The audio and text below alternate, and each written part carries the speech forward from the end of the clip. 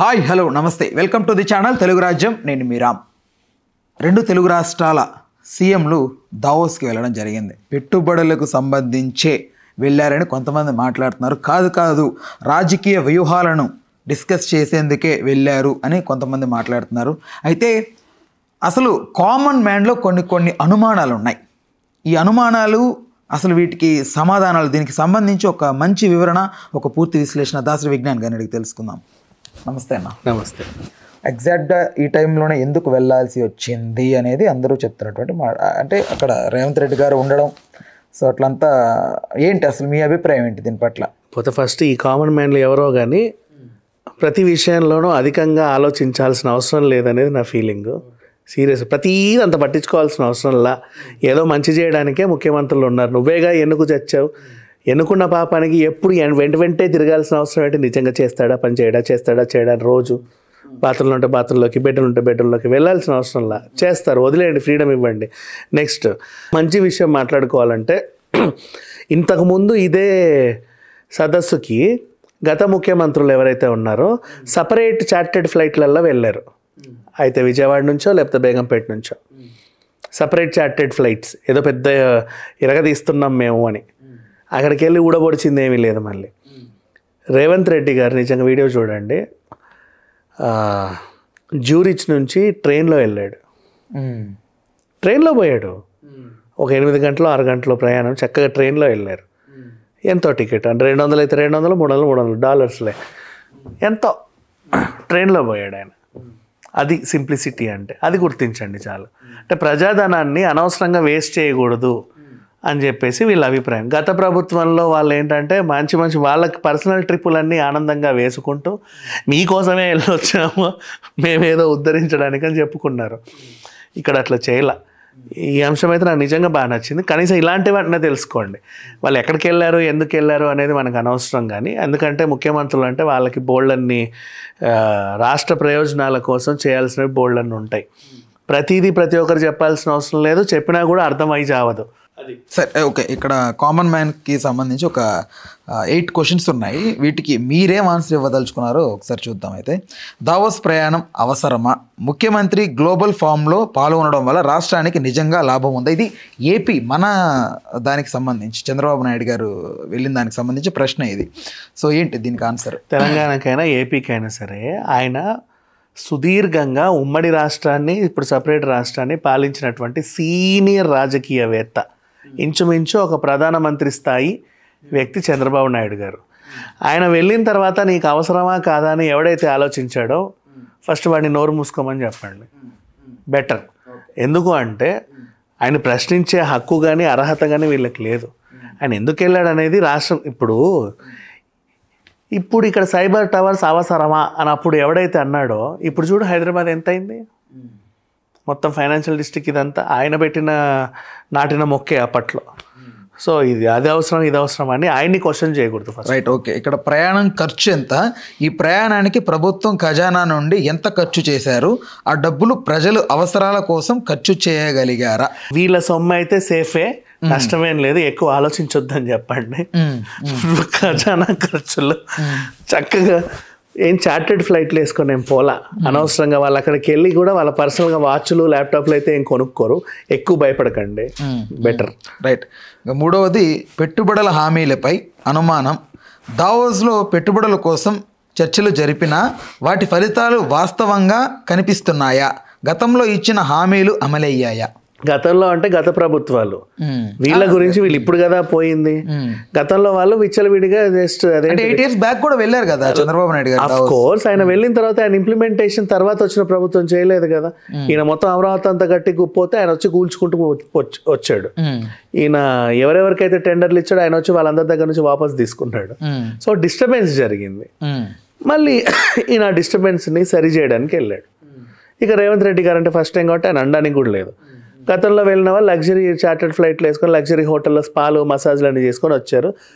వెళ్ళిన వ్యవహారం గాలికి వదిలేశారు. బట్ ఈసారి చాలా సీరియస్గా రైళ్లలోనూ కూడా ప్రయాణం చేస్తున్నారు అంటే ఒక సిన్సియర్గా సీరియస్ ఇష్యూ మీద వెళ్ళారు, ఖచ్చితంగా సాధించుకునే వస్తారు. అంటే ఇప్పుడు చంద్రబాబు నాయుడు గారు అక్కడ డావోస్లో అక్కడ ఉన్నటువంటి ఏవైతే ఆ పారిశ్రామికవేత్తలు ఉన్నారో వాళ్ళతో పరిచయం ఉంది కాబట్టి రేవంత్ రెడ్డి గారు ఈ మెయిన్గా హైదరాబాద్ ఫోకస్ చేయడం కోసం ఈయనెళ్ళి అటు చంద్రబాబు నాయుడు గారి సలహాల ద్వారా అక్కడ వాళ్ళ పరిచయాలు పెంచుకోవడం కోసమే వెళ్ళారు, కానీ ఆంధ్రప్రదేశ్ కోసం ఎస్పెషల్లీ వెళ్ళినట్టుగా ఎక్కడ కనపడట్లేదని కొంతమంది మాట్లాడారు. ఎవరికి కనబడట్లేదు, వీడికి కనబడాల్సిన అవసరం ఏముంది, అంత అవసరం ఏముంది, అంతగా ఆలోచించొద్దు అని చెప్పు ఏ దరిద్రుడైనా సరే. వాళ్ళు ముఖ్యమంత్రులు, పైగా రేవంత్ రెడ్డి గారికి చంద్రబాబు నాయుడు గారు సీనియర్ కాబట్టి ఒకటో అరో సలహా తీసుకున్నా తీసుకోవచ్చు. 2 తెలుగు రాష్ట్రాలు మనవే, మనం ఏదో పెద్ద గ్రహంలో లేవు, వీళ్ళు మనల్ని ఏమీ చేయట్లా, అదొకటి బెటర్.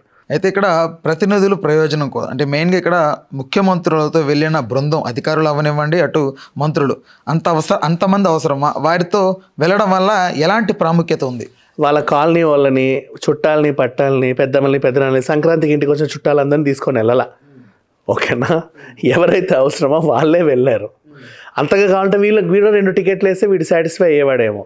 ఎవడైతే అడిగిన క్వశ్చన్ ఓకే మనం పేర్లు ఇవి చేయకూడదు. Okay, right. గతంలో ప్రయాణాల ఫలితాలు ఎలా ఉన్నాయి? అయితే గతంలో దావోస్ వెళ్ళినప్పుడు ప్రకటించిన ఒప్పందాలు రాష్ట్రానికి ఎంతవరకు ఉపయోగపడ్డాయి అనేది అది గత ప్రభుత్వాలను అడగాలి. గతంలో చంద్రబాబు నాయుడు వెళ్ళినప్పుడు ఆయన అడగవచ్చు, మీరు నష్టం ఏం లేదు, కాకపోతే ఆయన తీసుకున్న నిర్ణయాలని జగన్ వచ్చి డిస్టర్బ్ చేశాడు, అది క్రిస్టల్ క్లియర్. గతంలో ఇక్కడ అంటావా తెలంగాణ ప్రభుత్వం ఉన్నలో బీఆర్ఎస్ వాళ్ళు ఉన్నప్పుడు 10 ఏళ్ళు ఏమి తీశారో మనకు తెలియదు. ఇప్పుడే రేవంత్ రెడ్డి గారు వెళ్ళారు కాబట్టి వచ్చే వరకన్నా తట్టుకోండి, ఆయన చేసేదేవో చూడండి. ఇంకా 4 ఏళ్ళు ఉన్నాయిగా పాపం, కొంచెం టైం ఇస్తే ఆయన ఏదో తెచ్చి చూపిస్తాడు. రైట్. ఓకే, 6th వన్, ప్రజలకు పారదర్శకత. అంటే దావోస్లో జరిగిన సమావేశాలు వివరాలు, పెట్టుబడిదారులతో చర్చించిన అంశాలు ప్రజలకు తెలియజేయడం ఎందుకు జరగలేదు అనేది మెయిన్. మై గాడ్, అది ఇంటర్నేషనల్ మీటింగ్, అర్థమైందా? అందరికీ అన్ని విషయాలు చెప్పడానికి. ఇప్పుడు నీ గురించి అని అక్కడ నువ్వు ఒక లైవ్ ప్రోగ్రామ్ పెడతాను అంటే పక్క దేశపోడి సీక్రెట్లు, వాడి అవసరాలు కూడా నీకు తెలుస్తాయి. కాన్ఫిడెన్షియల్ సిచ్యువేషన్స్ ఉంటాయి, ప్రతిదీ అందరికి చెప్పాల్సిన అవసరం లేదు. ఇప్పుడు ఎలా ఉందంటే ఎస్బీఐ బ్యాంక్ ముందు కెమెరాలు పెట్టి ఒక్కొక్కరి లాకర్లో ఎంత ఉంది మాకు చెప్పాల్సిన అవసరం లేదా, మీరు బ్యాంకే కదా అన్నట్టుగా ఉంది. ఏదైనా సరే ప్రతిదానికి కొన్ని కాన్ఫిడెన్షియల్ సిచ్యువేషన్స్ ఉంటాయి, ప్రతి అడ్డగాడిదే తెలుసుకోవాల్సిన అవసరం లేదు. ఆ క్వశ్చన్లను ఆపేసేయి, ఆ దరిద్రుడు ఎవడో కానీ. లాస్ట్ 2 క్వశ్చన్స్ ఉన్నాయి. రైట్. అయితే 7th వన్ ఒకటికి సెన్స్ లేదు. రైట్. ఓకే, 7th వన్, పాలన అవసరాలక లేక రాజకీయ ప్రదర్శనక అనేది గట్టిగా వినపడుతోంది. ఇది నిజంగా రాష్ట్ర అభివృద్ధి కోసం చేసిన ప్రయాణమా లేక రాజకీయ ప్రభావం చూపేందుకు చేసిన చర్య అనేది? ఒక నిమిషం, దీంట్లో 2 కూడా ఉంటాయి. మేము రాష్ట్రం కోసం ఏదో చేసాం, వచ్చిన సంవత్సరంలోనే మేము ఏదో చేస్తున్నాం చూడండి అనే ప్రదర్శన ఉంటుంది, చేసి చూపిస్తాము అనే ఛాలెంజింగ్ కూడా ఉంటుంది. మనుషులు ఎక్కడికైనా వెళ్తున్నారంటే వెళ్ళేటప్పుడే ఇన్ని ప్రశ్నలు వేసి వచ్చిన తర్వాత అంటే ఏదో అంచనాలు పెట్టుకొని సినిమాకి వెళ్ళినట్టు ఉంది. ఇది చాలా సింపుల్గా చెప్పాలి అంటే అంత అవసరం లేదు. ఎందుకు ఇన్ని ఆలోచనలు? వెళ్ళింది ముఖ్యమంత్రులబ్బా, నువ్వెన్నుకున్న ముఖ్యమంత్రి వెళ్ళింది, ఎవడో వచ్చి వెళ్ళలా నీ రాష్ట్రం తరఫున. వీళ్ళు కూడా ఎవరినో పెట్టేసి పంపలా మా రాష్ట్రం తరఫున మీరు వెళ్ళండి అని. నువ్వు ఎన్నుకున్న ముఖ్యమంత్రి వెళ్ళాడు, నువ్వు నువ్వే క్వశ్చన్ చేసుకుంటున్నావు. అలా ఉంది పరిస్థితి. Right. Last and final question.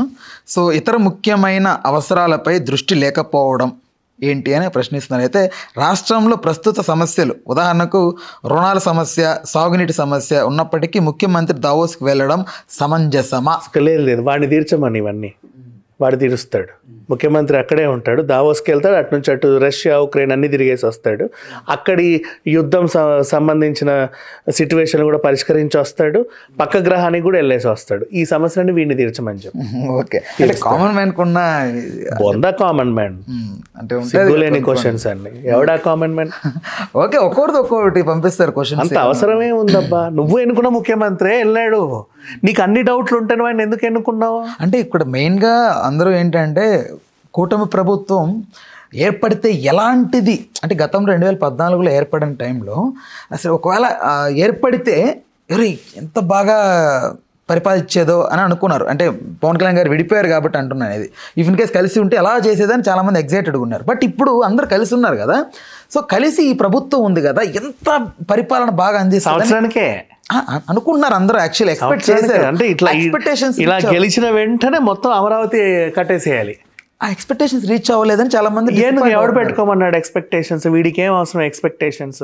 అది అందరూ బాగానే ఉన్నాడు, 3 పూతలు తింటున్నాడా, టైంకి మంచినీళ్ళు వస్తున్నాయా, కరెంట్ వస్తుందా, చాలు, అంతకుమించి ఎక్కువ ఆలోచించొద్దని చెప్పి కామన్ మ్యాన్కి. మిగతావన్నీ వాళ్ళు చూసుకుంటారు. ఈ 5 ఏళ్లలో ఏదో ఒక మ్యాజిక్ చేస్తాడు, అప్పటి వరకు తట్టుకోండి. Okay, right. ఓకే అన్న, thanks for the time, thanks for information. Right, please do subscribe to Telugu Rajyam channel. Please do subscribe to Telugu Rajyam channel. Please do subscribe to Telugu Rajyam channel. Hi అండి, నేను మీ ఆర్పీని, నెల్లూరు పెద్దారెడ్డి చేపల పులుసు ఓనర్ని. మీరు తెలుగు రాజ్యం అనే ఈ యూట్యూబ్ ఛానల్ సబ్స్క్రైబ్ చేసుకుని మంచి మంచి వీడియోలతో వస్తారు. Thank you so much. Hi people, I'm Sonakshi Verma and you please watch Telugu Rajyam and please subscribe to the channel.